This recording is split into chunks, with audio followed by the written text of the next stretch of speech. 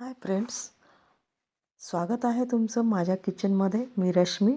आज बनवत आहोत सुपर टेस्टी अशी पालक आणि मटरची भाजी, जी खायला इतकी स्वादिष्ट तितकीच बनवायला सोपी. व्हिडिओ शेवटपर्यंत बघा. लगेच सुरू करूया रेसिपीसाठी. इथं मोठा चमचा भरून तेल घेतलं आहे. खमंग अशी फोडणी जिरे मोहरीची, त्यामध्ये 5 ते 6 पाकळ्या चॉप करून गुलाबी रंगाला येईपर्यंत भाजून घेते. त्याच्यामध्ये 1 वाटी फ्रेश मटर हे छान फ्राय करून घेऊयात. थोडेसे मऊ होईपर्यंत असे मऊ करून घेतले की भाजीची चव अप्रतिम लागते. यामध्ये बेसन पीठ 3 टेबलस्पून बेसन पीठ घेतलं आहे. हे छान गुलाबी रंगाला येईपर्यंत फ्राय करायचं, म्हणजे भाजीची चव अप्रतिम लागते.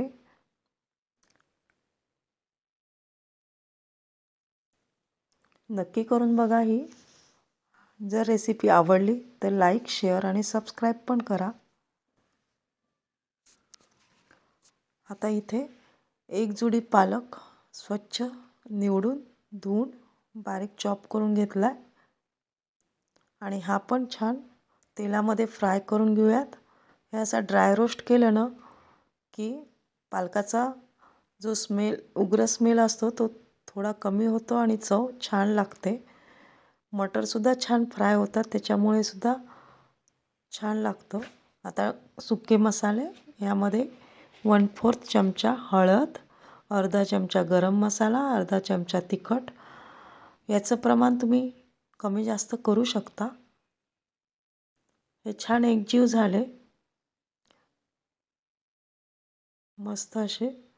आता यामध्ये ज्या वाटीने आपण मटर घेतले होते की नाही, त्याच वाटीने 2.5 वाट्या पाणी घेते आणि छान मिक्स करून घ्यायचं. याप्रमाणे अतिशय टेस्टी भाजी तयार होते. आता चवीनुसार मीठ थोडं बेताने घालायचं. पालेभाजी असल्यामुळे मीठ कमी लागतं भाजीला.